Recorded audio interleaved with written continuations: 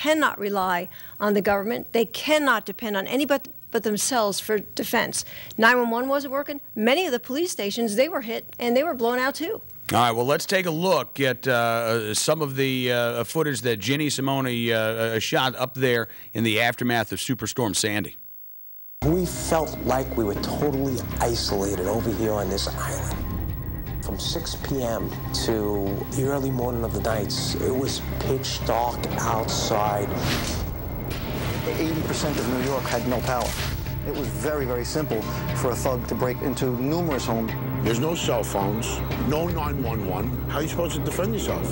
You're walking around, you couldn't see anybody, and you didn't even know if they were friend or foe. And Mike Bloomberg just called 911, he's delusional. This was a prime situation.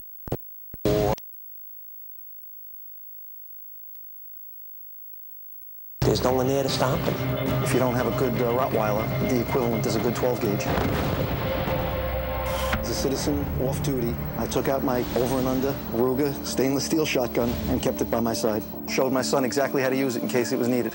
And that's solely for protection. You should be the police in your own home. Because when darkness hits, the evil people, the devil lurks in an empty park. They're ready, so you have to be more ready. We heard there was a lot of looting going on. That's why I decided I was going to sleep with my weapon. Those who didn't have a firearm were vulnerable. The jackals were coming around, and they had no way of protecting their family or their property.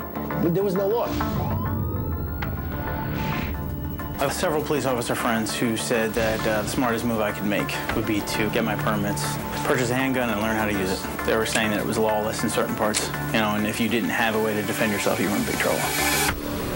It left us in the dark up until 3 weeks later. And there's not a doubt in my mind that more people will think about buying firearms to protect their family in situations like this.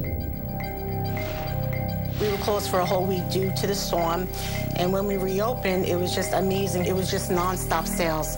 There were so many people just waiting to buy firearms, and people who felt that they would never, ever buy a firearm came in and bought a shotgun. It's not even just Hurricane Sandy. There's numerous instances. But in my mind, I have to be able to defend my family. And that's why I got a gun, plain and simple. I mean, there's no better way to do so. Obviously, if someone was looting my home, I believe that they should be prosecuted to the full extent of the law. They know. That's the problem with living in New Jersey, is they're well aware of that fact. There's no consequence to the action. It's a very, very disturbing trend. It seems to get worse, not better. But don't worry. They're keeping me in check when I come and buy a gun. They got me fingerprinted. I got to wait 30 days. So you and I are prisoners in our own country, prisoners in our own home, because the laws are here to protect the criminals, not you and I. It was a wake-up call. They realized that they were vulnerable.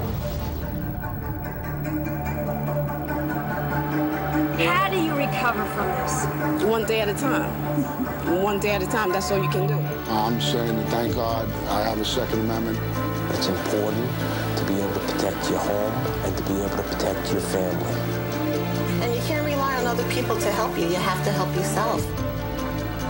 The Second Amendment is the best thing that ever happened to us during this period of time.